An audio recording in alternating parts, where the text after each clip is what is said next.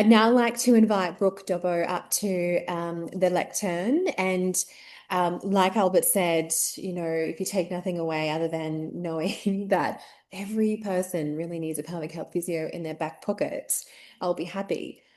Brooke is an APA titled Women's, Men's, and Pelvic Health Physio, specialist interest in pelvic pain, works across so many different areas. Out at Vera, Embodied Pelvic Health Physio, has a really cool online store, but is really passionate about shifting this quality of care outcomes. So we're really excited to have you here, Brooke. It's so special. So please join me in welcoming Brooke.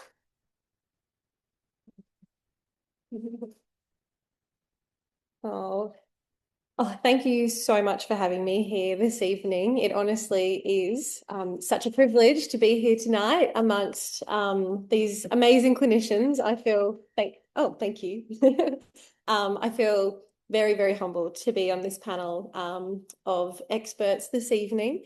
And I wanted to say that was a really beautiful acknowledgement of country before. And I'd also like to pay my respects where we are tonight, the Turrbal and the Yagara people. Uh, Now, before I begin, full disclosure, my Aura ring just told me that it's my wind down time, and it's literally, this is my bedtime within the next hour. I'm not joking. Um, and I'm also day 26, and I feel like that's appropriate to tell everybody where I am in my cycle. So just to give you an idea that hopefully my brain is working, I'll do my best. But yeah, so tonight I thought I would talk about, I've called it the neuropelvic connection. So what is that? It's understanding pelvic pain through the nervous system. And now, why is this important? I know Albert just showed us some stats, and again, they're always evolving. I found this one, it's talking about chronic pelvic pain in general and how common it is. And this is from it was just last year, the 2025 Joint Consensus Statement. And this is from the International Federation of Gynecology and Obstetrics and the International Pelvic Pain Society. And they've come out and said that it's 1 in 4. Like, that's crazy. So exactly this, we're having these conversations. This is what's going to make the change. As we know, pelvic pain can be invisible. I don't know about you, but I often think about irritable bowel syndrome, IBS, and that's now been classified as a disorder of gut-brain interaction, DGBI. It was previously termed a functional gastrointestinal disorder, but this semi-recent shift in classification, I feel like it reflects a deeper understanding that IBS is driven by miscommunication between the gut and the brain. So I'm beginning to wonder, are there similar patterns that can show up for something like persistent pelvic pain? That is the connection between the central nervous system and the pelvis. And potentially, should we be rethinking it in many ways, which we're starting to. Thirdly, pelvic pain is treatable. I'm sure lots of you, probably all of you, saw the Four Corners investigation last month, which I think was it was positive in that it's starting really important conversations and shedding light where it needs to be shed. But it left a lot of people feeling quite hopeless and quite disturbed and distraught because they were missing the what now? What do we do now? Well, what are your other options? And the reality is there's so many options, and we actually have guidelines now, especially in the last few years. We've got Queensland clinical excellence guidelines. We've got RANZCOG guidelines, and we've got this international guidelines on endometriosis and chronic pelvic pain that actually show all the modalities that can help with pain. And that's why there is a lot of hope. And that's why we need to spread those messages. So tonight, I'm focusing in on, I guess, one aspect.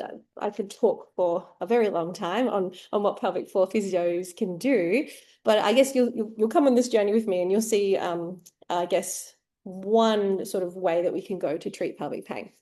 But I thought what I would start off with, I'm sure lots of you have seen this model before. It's called the pain and movement reasoning model. I actually first learned about this when did I do my first physio masters? Quite a few years ago now. And it was just in the general sense of chronic pain.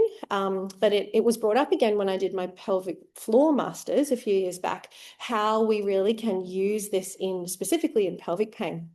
And I find it really helpful myself. I found it really helpful myself when I was grasping pain and chronic pain. And I actually now often kind of draw out a mind map for my patients similarly to this so that they can understand different drivers of pain and different factors. So we'll start with the local stimulation, the red down there. This is what we sort of typically understand as pain input. So it's local level pathology. It's something physical. It's inflammation. It's, endometriosis lesions or painful heavy periods. It's tissue vulnerability. It's pelvic floor muscle tension, which we'll talk about tonight, obviously. I also explain to patients that sometimes, it's not just pain from tension in muscles. If you think about, I've gone to grab my pelvic floor model. I don't have one. I usually have one on me. But if you think about the pelvic floor, what has to go through those muscles to get to the rest of the body? You've got nerves, you've got vessels. So if you think about if there's constriction, there will be a constriction in blood flow, there will be nerve compression, and that's all going to contribute to a pain experience. We all know about long-term oral contraceptive pill usage with a lack of estrogen, coming back to tissue vulnerability.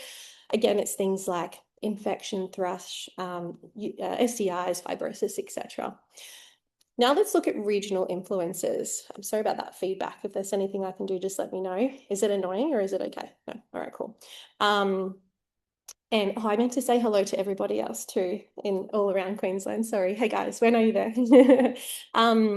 So yeah, how is a person holding themselves? I'm sure, and all the physios in the room will know we have so many that come in this protective posture, which is going to lead to global muscle imbalances. Is there hyper or hypomobility with compensation patterns? Is there related lower back tension?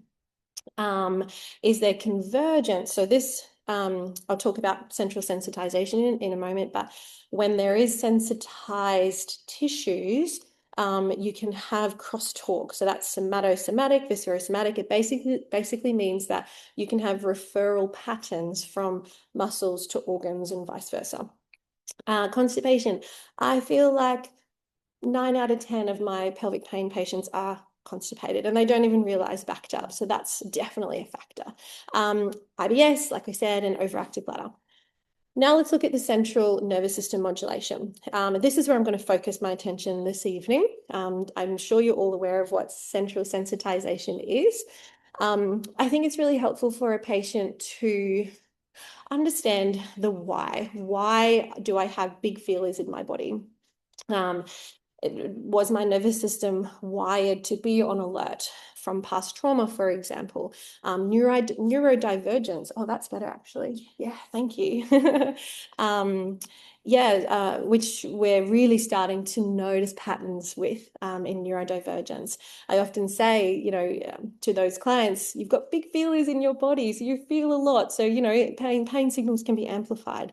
Of course, on the background of anxiety, fear, stress, depression, etc. What's their mental health like? What's their general health like? Sleep. I ask everybody about sleep. When I was completing my master's a few years ago, I found some really good quality evidence on the effects of poor sleep on menstrual outcomes. And it was pain. It was not only pain, though, it was heaviness of flow, it was blood clots. It was so fascinating, correlated with bad sleep.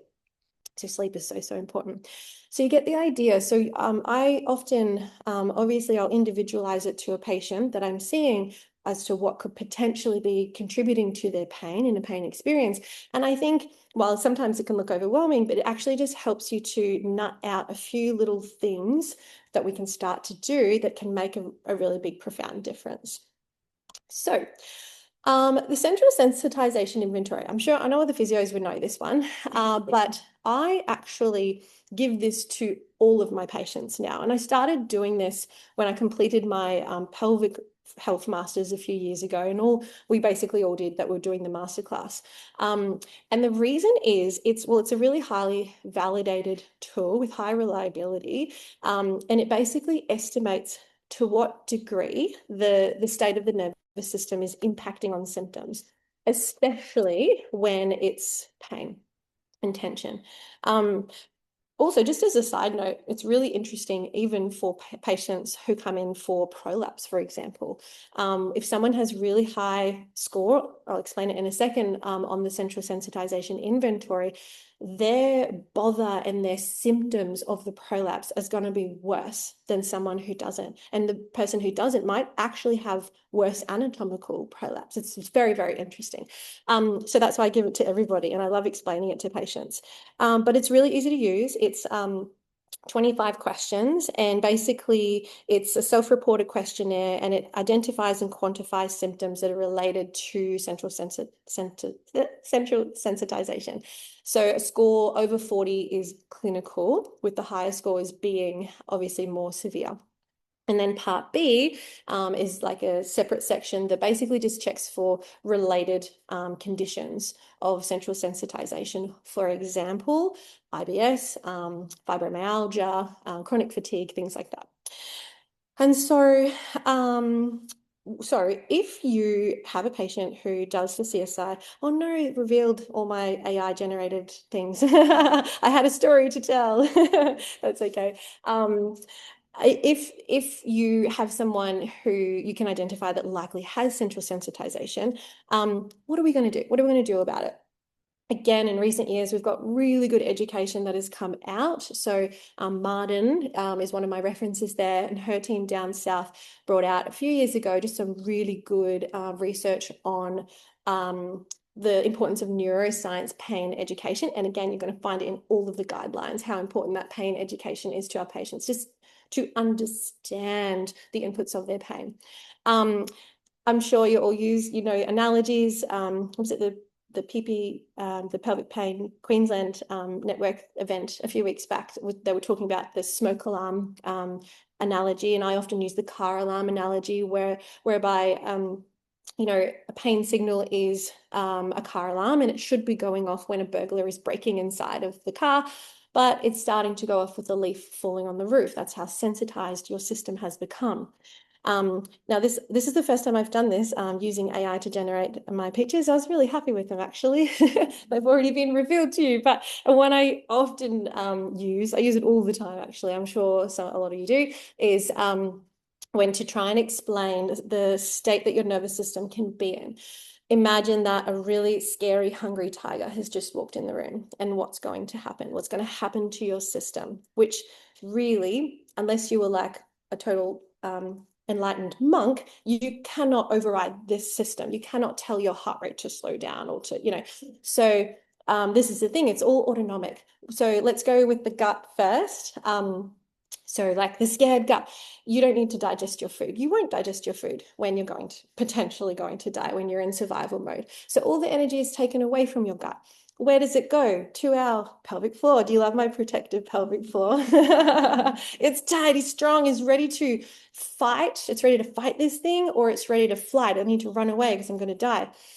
And then at a cellular level, top left, your nerve endings become so on alert because literally you could die.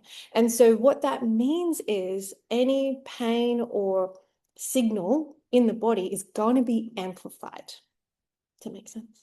Yes. And what are we going to do? We're going to breathe up here, which we'll talk about in a second. All right. So what I wanted to talk about tonight is about, I'm sure most of you are aware that pelvic health physios are trained in the gold standard assessment, which is doing an internal pelvic floor exam or a vaginal exam. But are they always necessary? What I want to consider tonight is when a VE may not actually be the best starting point. And I think a lot of patients, sometimes maybe, when the gynaes or doctors say, go and see a pelvic floor physio, they might actually be a bit scared about, well, I don't want to have a vaginal examination. So the thing is, especially if there is a history of trauma, which a patient often won't always disclose, especially maybe on the first or first few sessions, and or sometimes they don't want to talk about it, or they actually don't actually realize their trauma. When we do an intimate exam, it can trigger that flight fight response. It can trigger like a tiger being in the room. There is a lot to be said about guiding self-assessment, self-exploration, giving somebody permission to have their own body awareness, body autonomy, and increasing their confidence without any threat. Graded exposure, which I'm going to talk about on the next slide, is so maybe their goal is to have a comfortable exam, whether it's with you or with their doctor. I've supported many women through like fertility treatments, and they've got to be able to have those internal ultrasounds and exams. So we work up to that. I made a point about telehealth. So think about, especially since COVID, like we're kind of showing that we can deliver really good pelvic health physiotherapy online through telehealth, not actually even having a physical exam. So I think that's kind of proof that a VE is not 100% necessary. That's what I thought anyway. So, what are our alternatives? So you've got questionnaires, you've got the CSI. Sometimes, I only really get time, especially you want to find out a lot of information in those first sessions, to do questionnaires. There's some great questionnaires out there. I often use also the PPIQ, which is the pelvic pain impact questionnaire. That's a great one to reassess down the track, to see some meaningful change, because sometimes it's slow. I often say the slower the change is, the better, it's more sustainable. But then when you do another questionnaire in a few months' time, they go, oh yeah, that's right, I remember when I came in. And yeah, so they're really cool. Again, look at posture. We've got so much we can assess externally. You can do an abdominal wall assessment. You can do an external pelvic assessment. You can do a breathing assessment. What did I just talk about? My favorite new tool is the Pelvic app, which my patients are loving, by the way, to remind them to breathe, and beautiful videos of showing us that top down of like creating that safety within your nervous system. We also are trained in ultrasound, so transabdominal ultrasound. You can see a lot. It's a great place to start without doing the internal exam. I thought this is, I think, my second last slide. I was going to talk about de-armoring the pelvic floor. Now, this is a relatively new, maybe not new, it's been around for a while, but people are talking about this term a little bit more. And I really like it, because it's the idea of releasing that protective tension, that armor, for whatever reason, there's many reasons, that's held in the pelvic floor. So basically, it is a form of supporting the body to shift from that protection to safety. And so it's a form of nervous system regulation. It's a way of, it's like what I spoke about before, that graded exposure. It's giving someone a chance to reconnect with themselves, with their pelvis. I often say to patients, like, if you have not even looked down there or connected to down there, I don't want to be the one to do an internal examination on you before you are connected. There's power in that. And so yeah, I really like this term de-armoring, and I think I'm going to do a bit more research in this area. But the idea is that it's not forced. So and I'll talk about a little bit what it is, using a tool to explore internal sensations and softness within the pelvic floor, but it's not a like, oh, let's get in there and trigger point the muscles. It's not at all. It's actually really gradual, and it's an invitation for the body to let go. And there's not one way to do it. It's through breath work. It's through releasing sounds, etc. Some really lovely products on the market. I'm sure you all know that top left there is the Bien. They have some lovely wands, silicone wands. And the next one down is probably my favorite online store, which is called Yoni Pleasure Palace. They probably have like 100 different shapes and sizes. And the bottom one is the one that I've just sourced for my line and body. I'm exploring glass, using glass, because I feel like the weight of the glass can be a really lovely way again to like invite those muscles to let go, rather than like forcing that movement or trying to stretch it out. Um, all right, I know I'm out of time. Sorry, I was just going to take the final opportunity to just highlight. I'm sure a lot of you have heard about it, but this is really exciting, valuable opportunity that Vera Wellness is offering where I work half the time. I'm very lucky. And this is for clinicians. So it's for clinicians who want to embody this type of work that I'm talking about. And it's really about cultivating our own regulation and embodiment so that we can co-regulate with our clients. There's so much to be said about that. So yeah, there's a little QR code if you're interested. So it's an online course, and then they're doing an immersive 2-day retreat out of the beautiful Vera Wellness. If you haven't been, you've got to go. It's so beautiful. Yeah, and then I think that's me. This is a little QR code, or if you want to just remember Quendo 2026 for your clients or yourself, to get a discount on I've only got a selection, few of my favorite pelvic health products. Yeah, feel free to sing out and reach out anytime. And thank you again so much for having me tonight. It's a real privilege. Thank you. Thank you.